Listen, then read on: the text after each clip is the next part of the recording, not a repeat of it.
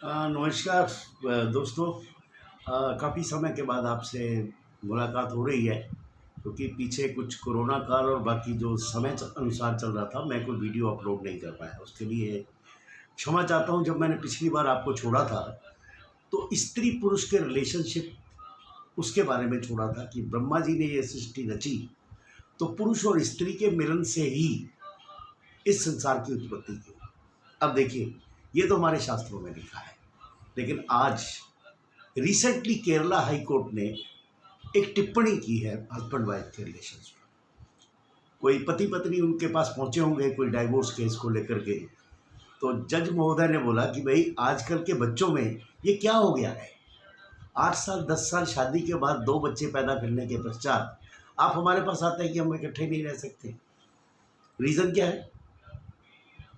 Wife की definition बदल दी।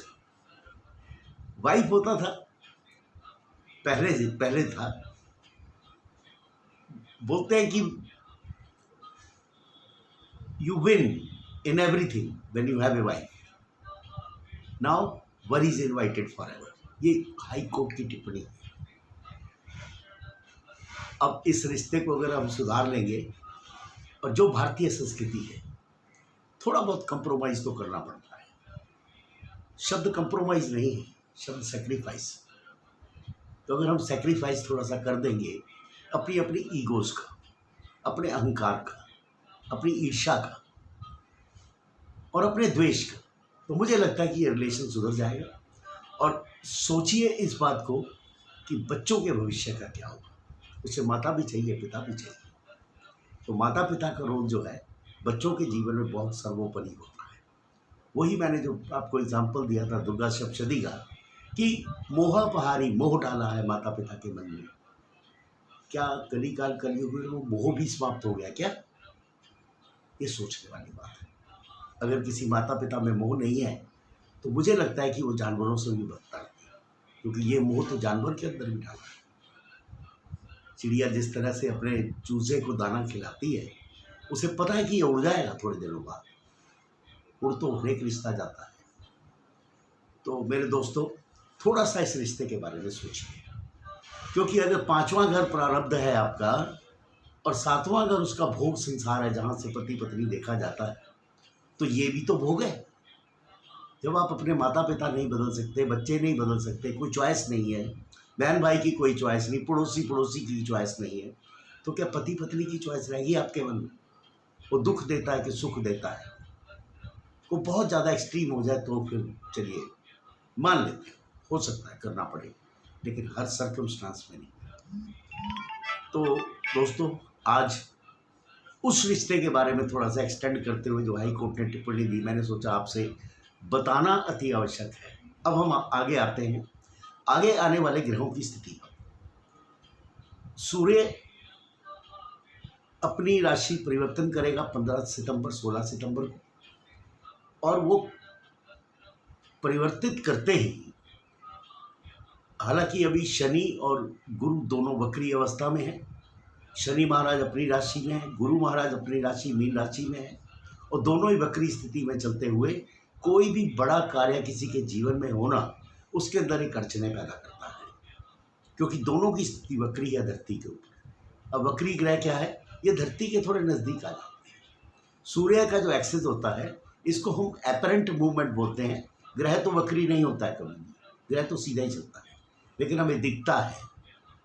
तो इसी तरह समस्या भी दिखती है कि ये समस्या सॉल्व होगी कि नहीं होगी, इस समस्या का समाधान क्या होगा, ये आने वाला समय बताएगा। और सबसे बड़ा ग्रह जहाँ से रोशनी देता है सारे ग्रहों को, वो है सूर्य महाराज।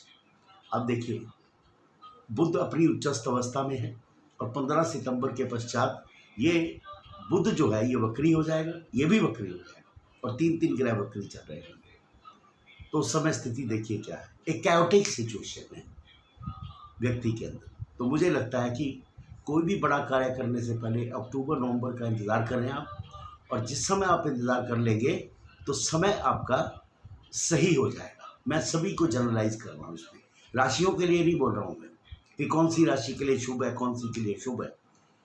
12 राशियों के अंदर सब जगह अड़चने आजकल पैदा हो रही है, और उसको आप विश्व की स्थिति से देख लीजिए। सारी तरफ पूरे विश्व के अंदर कैओस है।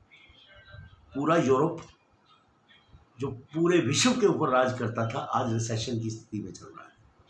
वहाँ पर कीमतें इतनी ज़्यादा हो गई जो भारतवर्ष जैसे देश में नहीं है। भारत को तो चलिए यहाँ के अध्यात्म, यहाँ की स्पिरिचुअलिटी, यहाँ के संस्कार संस्कृति ने संभाल रखा है। हमारी स्थितियाँ इतनी खराब नहीं हैं, लेकिन आने वाले समय के अंदर आप देखेंगे कि भारतवर्ष की स्थिति जो है बहुत ज़्यादा सुधरेगी। और एक चीज़ आपको और बताऊँ, 2022 बहुत अच्छा समय भारतवर्ष के लिए है। जवान जितने भी लोग हैं जो नौकरी ढूंढ रहे हैं, इस वर्ष में नौकरी की बहुत ज़्यादा अपॉर्चुनिटीज़ आपके सामने आएंगी और उसका भी इंतज़ार आपको करना पड़ेगा। लेकिन ये समय कैसे बिताएं, 1 महीने का। अभी 10 तारीख को श्राद्ध लगने वाले हैं, 15 दिन वो रहेंगे। उसके बाद 9 दिन नवरात्रे रहेंगे, 20 दिन रहेंगे। उसके पश्चात अक्टूबर 15 तारीख के बाद में मुझे लगता है कि स्थितियाँ जो है काफ़ी ज़्यादा सुधार की तरफ हो जाएगी। वहाँ तक का इंतज़ार करिए।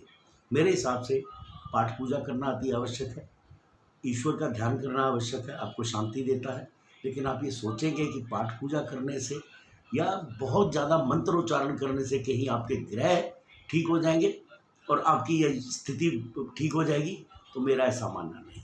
केवल आपके मन को शांति देता है और समय बिताने का एक बहुत अच्छा तरीका भी है।